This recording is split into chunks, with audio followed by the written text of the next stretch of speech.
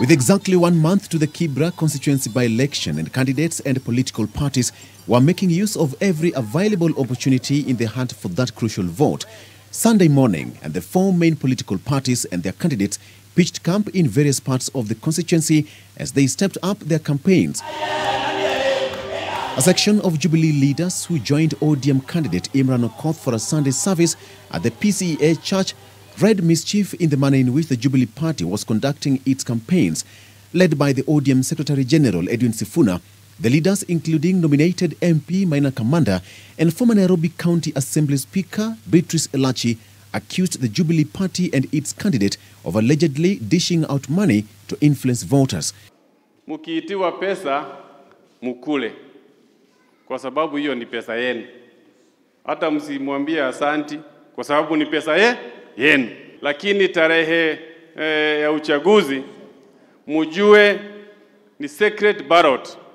Bwana Imran kijana yetu, sisi ni watu wa ODM na tumefurahishwa kuungana na watu wa Jubilee chini ya Mheshimiwa Kamanda. Tunamuombea kura awe mbunge wa hapa, aendeshe mahali ndugu yake aliwacha. Tunajua ndugu yetu Mariga in January anarudi Italy, Milan. Hatutaki constituency anarudi huko kupiga boli huko. Hatutaki constituency iwe led from Milan in Italy. Mimi nawaomba Kibra isikue test ya kusema ati hapa ndio tunaweza vuruga tena handshake, tuanze kupasukana mara mbili nchi iende venye imekuwa. Kuna watu wana uadui wa handshake ya nchi hii yetu ya Kenya. Na wanajaribu sana vile Raila Amolo Odinga na president wetu wanaweza kukosana. At the Laini Saba grounds, the Jubilee Party also drummed up support for its candidate McDonald Mariga with a clear message to the electorate. Na sisi tumekuja hapa tukasema tunakuja hapa Kibra kuomba wakaji wa Kibra. Mumchague huyu Mariga, ako katika chama cha serikali ndio afanyie kazi usiku na mchana. Nataka Mheshimiwa Mariga awapee hao kipaumbele. Apee vijana wetu na apee kina mama wetu haswa single mothers.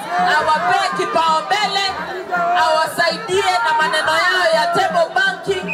Tumekuwa kwa upinzani for long. Tuko na miaka 3 tufike 2022. Na nyinyi ndio mtachenzio kitu. Tunataka hizi miaka 3 mjaribu serikali. Tufanye hii kazi vizuri.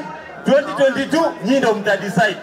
For the Kenya candidate, engineer Hamisi Butichi also addressed a rally at the DC's grounds in Kibra Lindi area where he got a boost after Wiper Deputy Party leader Farah Maalim endorsed his candidature. ANC's Eliud Owalo also conducted door-to-door campaigns after attending a church service at the Friends Quakers Church along Ngong Road and pledged to increase the education bursary from the current 5,000 shillings to 10,000 shillings and build more vocational and technical training institutions in Kibra.